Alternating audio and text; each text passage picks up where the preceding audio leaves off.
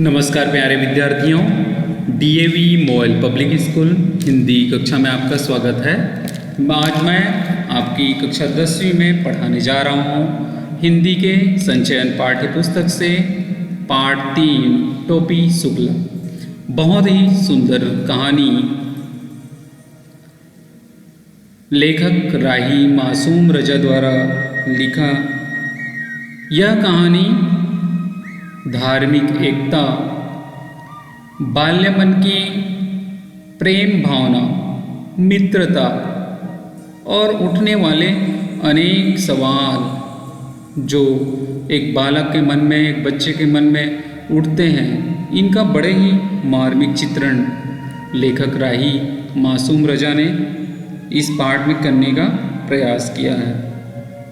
आइए देखते हैं।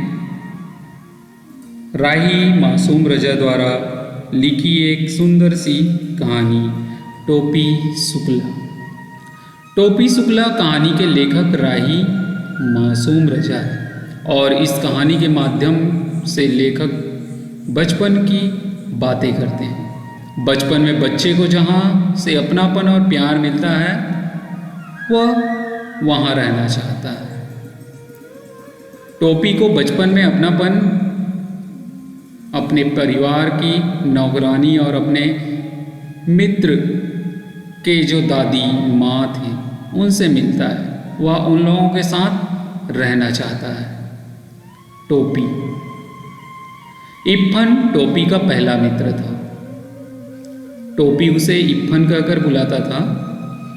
इप्फन को यह अवश्य लगता था, परंतु फिर भी वह उससे बातें करता था। दोनों एक दूसरे के बिना अधूरे थे। दोनों के घर की परंपरा अलग थी, एक हिंदू एक मुस्लिम, लेकिन फिर भी इप्फन टोपी के जीवन का अटूट हिस्सा बन गया। इप्फन के दादा परदादा मौलवी थे। वे जीवित रहते हुए हिंदुस्तान में रहे, परंतु उनकी जो लाश को करबला में ले जाकर दफनाया गया। इप्फन के पिताजी उनके खानदान में पहले बच्चे थे जो हिंदुस्तानी थे।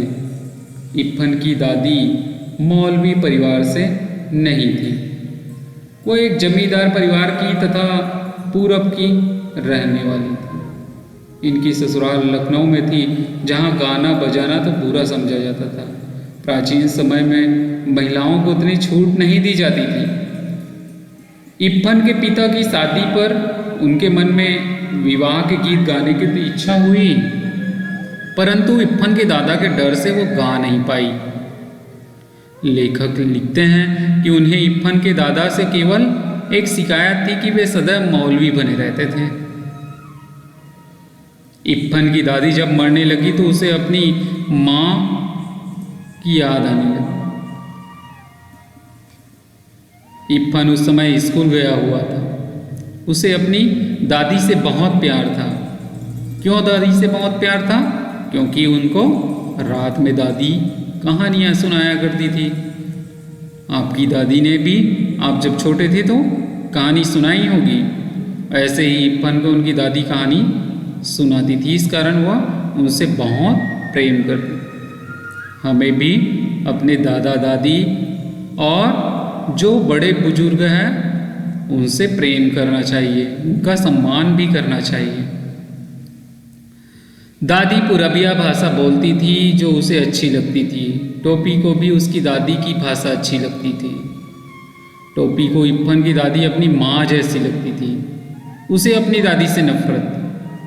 कभी कभी तो हमें अपनी दादी या अपने संबंधियों से नफरत होने लगती है, मगर पता नहीं क्यों टोपी को इप्फन की दादी से प्यार और अपनी दादी से नफरत थी। वह इप्फन के घर जाकर उनकी दादी से बात करता था। एक दिन टोपी ने अपने घर में जैसे ही माँ शब्द के लिए अम्मी शब्द का प्रयोग किया, उसकी क्षण वहाँ तो तूफान आ गया। माँ से ज़्यादा तो उसकी दादी भड़क गई। कहाँ से अम्मी शब्द सीखा? बाद में उसकी माँ से बहुत पिटाई हुई। उसके भाई मुन्नी बाबू ने माँ से झूठ बोल दिया कि उसने कबाब भी खाए, जबकि कबाब मुन्नी बाबू ने खाया था। सब ने मुन्नी बाबू के झूठ को सच समझ लिया और अगले दिन टोपी ने सारी बात इफ्फन से कह दी। चौथे पीरियड में दोनों स्कूल से भाग गए। टोपी इफ्फन से कहता कि क्यों ना वह अपनी दादी बदल लें। देखिए बाल मन है ये, अपनी दादी बदलने की बात कह रहे हैं क्योंकि टोपी को इफ्फन की दादी बहुत पसंद आते थे। टोपी इफ्फन से कहता है कि क्यों ना वो अपनी दादी बदल ले। इफ्फन ने कहा कि ऐसा नहीं हो सकता क्योंकि उसकी दादी उसके पिताजी की माँ भी है। इफ्फन ने उसे दिलासा देते हुए कहा कि फिक्र मत करो, तुम्हारी दादी जल्दी मर जाएगी, क्योंकि बूढ़े लोग जल्दी मर जाते हैं। उस दिन इफ्फन की दादी भी मर जाती है, ऐसा जब बोलते हैं तो। अब देखो ये बाल मन है, उन्होंने कोई कुछ सोचा नहीं कि उनकी दादी मर जाए, परंतु विधि का विधान उनकी दादी की मृत्यु हो जाती है। इफ्फन के साथ टोपी को भी लगता है कि उसका सब कुछ चला गया, क्योंकि उसकी दादी से ही तो हमेशा प्यार से बातें करता था। अब उसे इफ्फन के घर में कुछ भी अच्छा नहीं लगता। दादी के बिना सारा घर खाली खाली लगने लगता। टोपी सोचता कि इफ्फन के दादी के स्थान पर उसकी दादी मर जाती तो अच्छा रहता। जल्दी ही इफ्फन के पिता का तबादला हो गया। टोपी ने कसम खाई कि आगे किसी ऐसे लड़के से मित्रता नहीं करेगा जिसके पिता की नौकरी बदलने वाली हो। ऐसा वह सोचने लगा टोपी से। इफ्फन के जाने के बाद टोपी अकेला हो गया बेचारा। उस शहर के अगले कलेक्टर हरिनाम सिंह बने। उनके 3 लड़के थे। उन्हें इस बात का एहसास था कि वे कलेक्टर के बेटे हैं, इसलिए उन्होंने टोपी को मुंह नहीं लगाया। इसके बाद टोपी ने अपना अकेलापन घर की जो बूढ़ी नौकरानी सीता है उनसे दूर करने लगे। सीता उससे बहुत प्यार करती थी, वह उसका दुख दर्द समझती थी। घर के सभी सदस्य टोपी को बेकार समझते थे। घर में सभी के लिए सर्दी में गर्म कपड़े बने, परंतु टोपी को मुन्नी बाबू का उतरा हुआ कोट मिला। उसने इसे लेने से इनकार कर दिया। इस प्रकार से उनका अपमान होने लगा। उसने वह कोट घर की नौकरानी केतकी को दे दिया। उसकी इस हरकत पर दादी क्रोधित हो गई। उन्होंने उसे बिना गर्म कपड़े के सर्दी बिताने का आदेश दे दिया। टोपी 9वीं कक्षा में 2 बार फेल हो गया था, जिस कारण उसे घर में और अधिक डांट पड़ने लगी थी। जिस समय वह पढ़ने बैठता था उसी समय परिवार के सदस्यों को कुछ न कुछ मंगवाना होता था।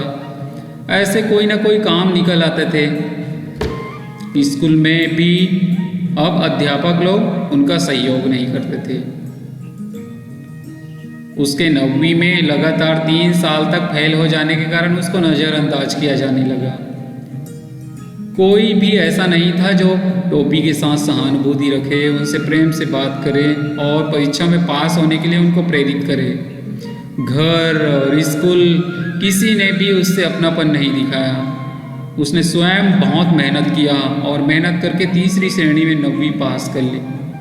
उसके 9वीं पास करने पर दादी ने कहा इसकी रफ्तार अच्छी है, तीसरे वर्ष में तीसरी श्रेणी में पास तो हो गया। इस प्रकार से टोपी जो इफ्फन से बहुत प्रेम करता था, उनकी दादी से बहुत प्रेम करता था, एक बाल मन था।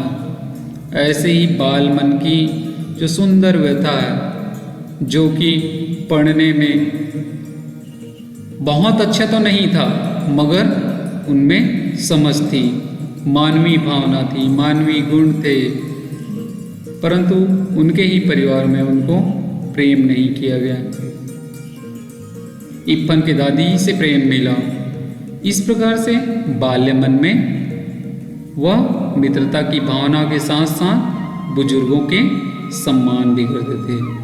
आशा करता हूँ प्यारे बच्चों कि आपको यह पाठ बहुत अच्छे से समझ आया होगा।